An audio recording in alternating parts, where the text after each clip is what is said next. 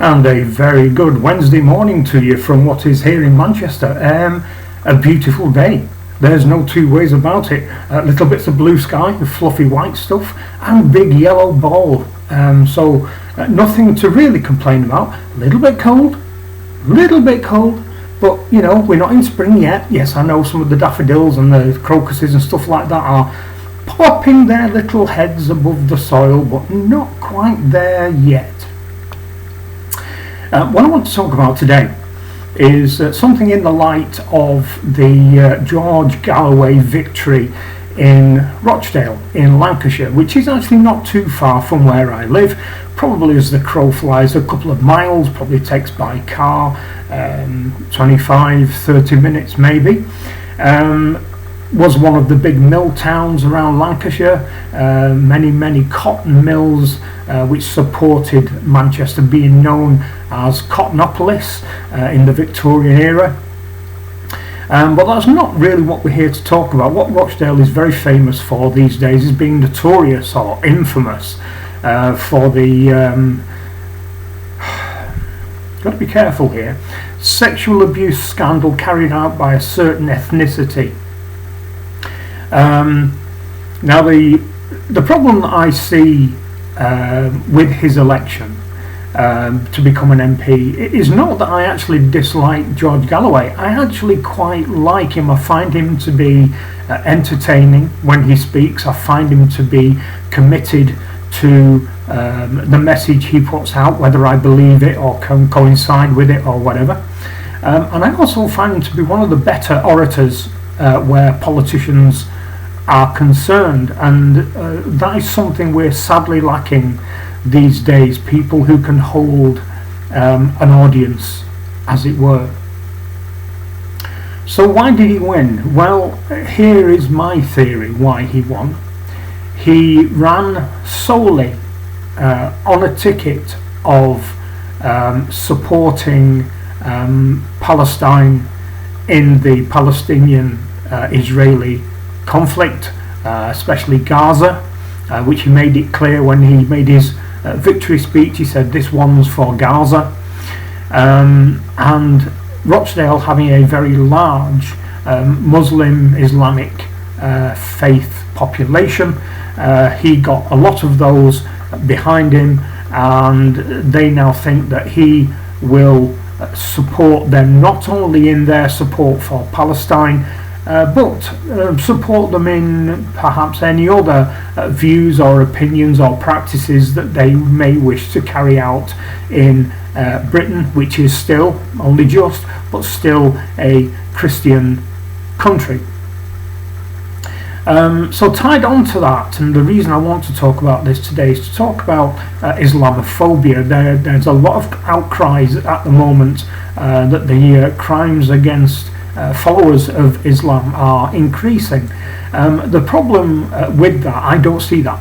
I do try very hard to keep a broad church on news, all the outlets, local, national, international, so I'll keep my finger on the pulse of the American election right now. Good night last night for both candidates, it seems. Both Trump and Biden won a good number of states yesterday, but Biden obviously is still behind. He needs more victories to get a real firm grip on staying in the White House. And the problem that I have is that this particular ethnicity are crying wolf quite a lot, I feel. But it's the term that I have a problem with, Islamophobia. Now, not that I want you to teach you suck eggs, but obviously a phobia, as you're well aware, is an irrational fear of something. It doesn't matter what that fear is. As you know, there are people who are frightened of the dark. Get that completely. There are people frightened of clowns. There are people who are apparently afraid of transgender people because we have transphobia. That's very, very inaccurate, I believe, and homophobia. Why would you have an irrational fear of people who are gay? Well, why? It makes no sense.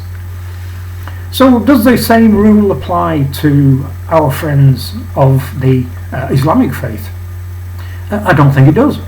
I think Islamophobia is the incorrect term, because I think we have a perfectly justified fear of a sizable part of that community, people who are the more radical followers of Islam, who feel that the infidel, people like me, do not have a place on this earth. People who are gay don't have a place on this earth, and so on and so forth. We have never heard of a Buddhist terrorist or a Hindu terrorist or any other terrorist or a Roman Catholic terrorist or whatever. I mean, that doesn't happen these days. On the other hand, as we experienced a few years back here in Manchester with the Manchester Arena bombing, somebody who was being allowed to stay in this country, who had promised to integrate to this country, took a backpack in there full of explosives and killed quite a lot of young people. So I don't think that we have an unjustified fear of Islam. I think we have a very, very genuine fear of Islam. Now, this is the problem with a lot of the people who are coming into Britain at the moment, is that it may well be that 99% of those coming in are peace-loving doctors, engineers, scientists, people who want to make a better life for themselves, and so on and so forth. But all it needs, out of those tens of thousands of them coming into Britain, one. That's all it needs. One. To enter a large stadium or a large grouping of people somewhere, a football ground, a rugby ground, a concert hall, it doesn't matter, and decide that it's time for him to go and meet the virgins on behalf of serving his purpose for Allah. So Islamophobia, an incorrect term, a very, very incorrect term. It is something that needs changing. Even if it's only a tiny, tiny percentage of them who are radicalised, it's that tiny, tiny percentage that we should have a genuine, heartfelt fear of, because we cannot have any suspicion of these people on fear that we are going to be branded racists. The police will not come down on these people for fear that they're going to be called racists. All police services, as they're now called, not police forces, and it should be forces, are very, very woke and very, very left-wing. So they don't want to do anything to upset anybody. They do not want to enforce the law, all because they're worried about being called racist. So Islamophobia, a incorrect, very, very incorrect definition of a group of people who have a penchant, shall we say, for doing deadly deeds in what is a very, very peaceful country or group of countries, the United Kingdom. So you can keep all the others, transphobia, homophobia, and laugh that off, but Islamophobia should be changed. I don't know what word we're going to use at the end after Islam, so we take the phobia off and use for something else, because I feel it is a genuine, well-deserved fear, because it's happened in the past. This bombings or assaults or whatever will happen in the future. We need to change that term because it's wrong.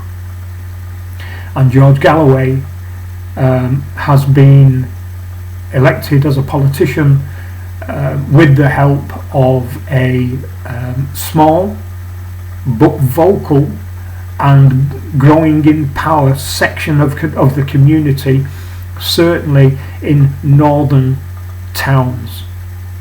And I think that they will hold him very tightly to pushing their agenda, and that's not healthy for him, it's not healthy for the town, and it's not healthy for democracy. When democracy falls to the demands of one particular group, it is no longer a democracy, and that just cannot be accepted in this country. The mother of all governments, the mother of all democracies, the United Kingdom. So let me know what you think about this. Let me know whether you feel I'm actually on the wrong track. Let me know what you feel would be perhaps a better term than Islamophobia, because I think there should be one. There definitely should be one. It's a little bit like saying that there will never be another radicalised Muslim attack here in Britain. It's a bit like saying there'll never be another mass shooting in America. It's that unlikely. So drop all your questions and your queries down below and your suggestions about what can be done about this, because I think we're heading down a very, very slippery slope. I think we see with these marches every Saturday now, it's not so much about supporting Palestine and Gaza, it's about demonstrating to the government that we're here. There's now a lot of us, and you in government can do nothing to stop us protesting now and getting our own way. I think that's what it's about. So spread this one around. Very, very important, I feel, for whilst there's still a chance, at least a chance, of reclaiming what Britain was, which is a majority white Christian country. Even though I don't have a religion, I don't have a faith, I do believe that is what we are. That a lot of people in this country do have a religion, do have a faith, and follow that, and it gives them strength. So let me know anything that you can think of that we can do as a population to rein this in, because I do feel it needs to be reined in. Anyway, that's it for this one. Give it a thumbs up. Please spread this around. I have noticed the last few days, as I mentioned about a week ago I think, I have lost some subscribers. So have other channels. So I've been told. Andy the Gabby Cabby has been saying that his subscriber numbers have dropped for no apparent reason. I think this is the algorithm sorting out people who are kind of on the right of centre where politics are concerned. They don't like that. And also, if you're trying to contact me and I'm not replying to your comments or your questions, apologise. I'm not getting your comments or your questions, so please let me know. I did have a comment last week, quite an angry question actually sent via email, saying why are you not answering my query. It was a valid question I was asking you. Are you frightened of replying? And I just basically said, I'm sorry I didn't get your reply here on YouTube, but you can always reply to me. But other than that, anything you can do to get these messages out, very, very important. So for now, that's it, and I'll see you again very, very soon. Bye bye.